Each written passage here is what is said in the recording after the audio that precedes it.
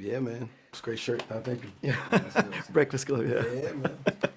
So my first question, do you still get goosebumps when you hear the rocket theme?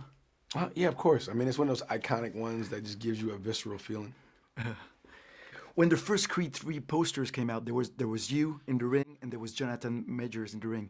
And fans went berserk. They saw Killmonger versus Kang. Did you expect that reaction that went viral like that? I mean, I knew it was going to go viral because the images are so strong, and Jonathan, looks amazing, and having Creed and Damien in that type of way, I thought it really set the tone for, our marketing rollout.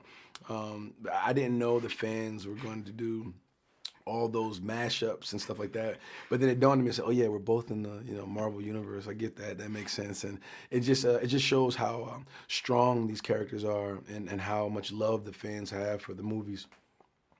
So now, as a director, do you feel responsible the way you're showing the boxing world and the boxing scenes? Yeah, of course. I think when you're acting something, you don't have full control over the vision, so it's not really your responsibility for the final product. It's your responsibility to deliver within that movie.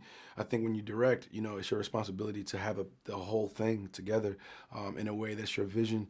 And boxing is something that I really wanted to honor the sport.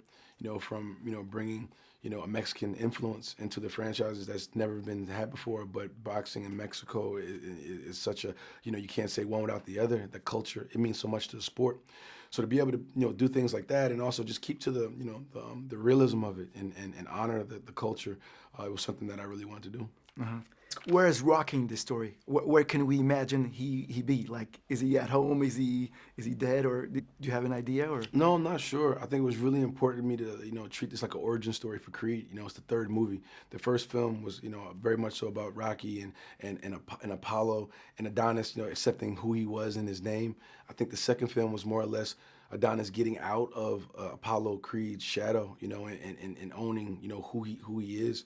And so the third film was really, really important for me to go back to Adonis's past, so you understand those transformative years of who he was as a kid and those first early relationships, his friendships, his childhood trauma, his protectors who taught him how to fight.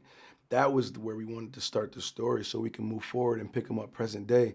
And you understand why he is the way he is. Why doesn't he talk? Why doesn't he want to communicate about these things?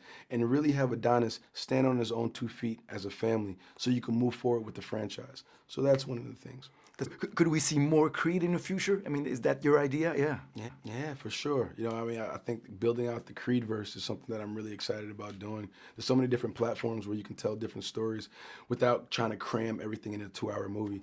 So you have television, you have spin-offs, there's comic books, there's graphic novels, there's animation, we have video games.